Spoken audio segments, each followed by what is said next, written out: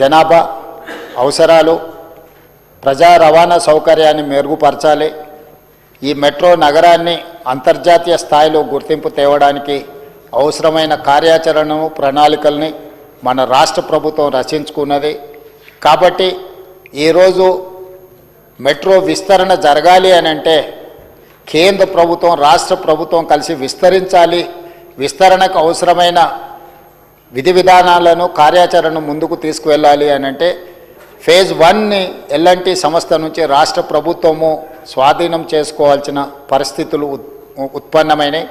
అందుకోసం ఈరోజు మెట్రో 1ని ఎల్ఎన్టీ నుంచి రాష్ట్ర ప్రభుత్వము స్వాధీనం చేసుకోవడానికి అవసరమైన తీర్మానాన్ని ఈరోజు సభలో ప్రవేశపెట్టడం జరిగింది.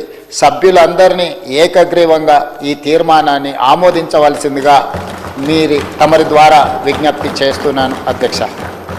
సభ్యులందరూ ఏకగ్రీవంగా ఈ తీర్మానానికి మద్దతు పలికినందుకు తమరి ద్వారా సభ్యులందరికీ మనస్ఫూర్తిగా అభినందనలు, కృతజ్ఞతలు తెలియజేస్తున్నాను అధ్యక్ష.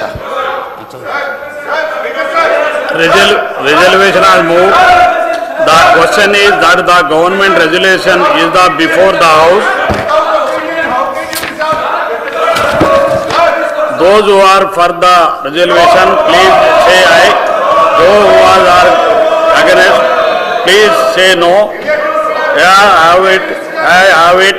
The resolution is adopted. Continuation of discussion on demands. Continuation of demands and discussion. Continuation of discussion of demands. Harish Rao garu. Continuations of demands మీద మీ డిమాండ్స్ మీద మాట్లాడండి హరీష్ రావు గారు. స్పీకర్ సార్ ఒక రిజల్యూషన్ను ఏకగ్రీవంగా పాస్ చేయాలంటే మా అభిప్రాయమే తీసుకోకుండా మీరే ఏకగ్రీవంగా ఎట్లా పాస్ చేసుకుంటారు సార్? సభ్యులు అంగీకరించినందుకు మేము ధన్యవాదాలు తెలుపుతున్నామని ఎట్లా చెప్తారు sir? Sir, this is not the way of passing the resolution sir. ఇది శాసనసభ నడిపేటువంటి వ్యవహారం కాదు, ఇది పద్ధతి అంతకంటే కాదు సార్. శాసనసభ ఇప్పుడు స్టేట్మెంట్ ఇవ్వడం మీ రైట్ సార్, స్టేట్మెంట్ మీద డిస్కషన్ లేదు. కానీ ఏకగ్రీవంగా శాసనసభలో తీర్మానం పాస్ చేయాలన్నప్పుడు ఇది అందరి సభ్యుల హరిజరావు గారు,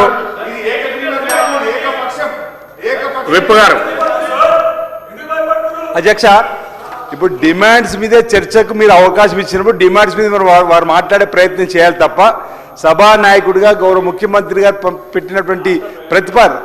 పెట్టిన ప్రతిపాదనను రాష్ట్ర ప్రయోజనాలు దృష్టిలో పెట్టుకొని వారి హయాంలో జరగలేదు.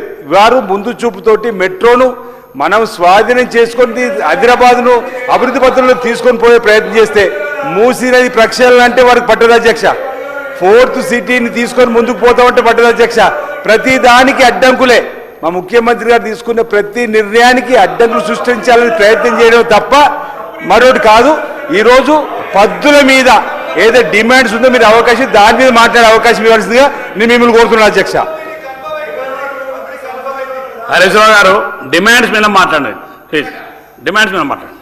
తప్పకుండా గౌరవిస్తాం అధ్యక్ష, మీ మాటను గౌరవిస్తాం. కానీ జరిగిన తీర్మానం ఇది ఏకగ్రీవ తీర్మానం కాదు, ఏకపక్షంగా చేసుకున్న తీర్మానము. ఈ సభ నడుపుతున్న తీరు పట్ల మా యొక్క తీవ్రమైన నిరసనను, ప్రొటెస్ట్ ను తెలియజేస్తూ now I will go on to the demand.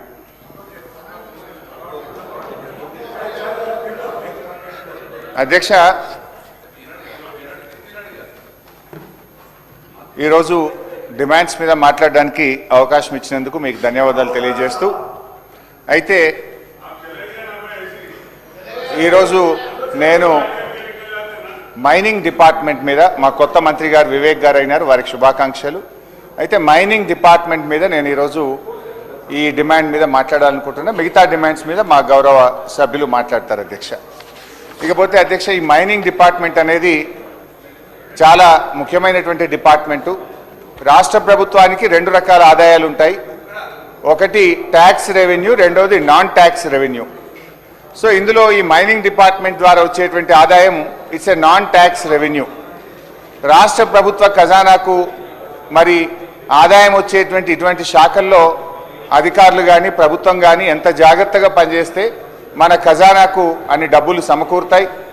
ఈ ప్రజల సంక్షేమం కోసం, అభివృద్ధి కార్యక్రమాల కోసం ఆ నిధుల్ని వినియోగించేటువంటి అవకాశం ఉంటుంది.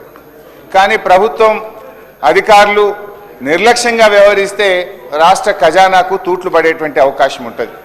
రాష్ట్ర రెవెన్యూ తగ్గుముఖం పట్టేటువంటి అవకాశం ఉంటుంది. అయితే ఈరోజు నేను ముఖ్యంగా మన మైనింగ్ శాఖలో ఈ రాష్ట్రంలో పెద్ద ఎత్తున అవినీతి జరుగుతూ ఉంది, పెద్ద ఎత్తున కుంభకోణాలు జరుగుతూ ఉన్నాయి, రాష్ట్ర ప్రభుత్వ ఆదాయానికి పెద్ద ఎత్తున గండి పడతా ఉన్నది. నేను ఏం మాట్లాడినా ఆధారాలతోని డాక్యుమెంట్స్తోని ప్రభుత్వానికి మేలు జరగాలి, రాష్ట్ర ఖజానాకు తూట్లు పడద్దు, రాష్ట్ర ప్రజలకు నష్టం జరగద్దు, ఇది వ్యక్తుల కోసం కాదు ఈ వ్యవస్థ ప్రజల కోసం అనేటువంటి దాని మీద నేను మాట్లాడేటువంటి ప్రయత్నం చేస్తూ ఉన్నా. గౌరవ మంత్రి గారికి నేను అన్ని డాక్యుమెంట్స్ అన్ని పేపర్స్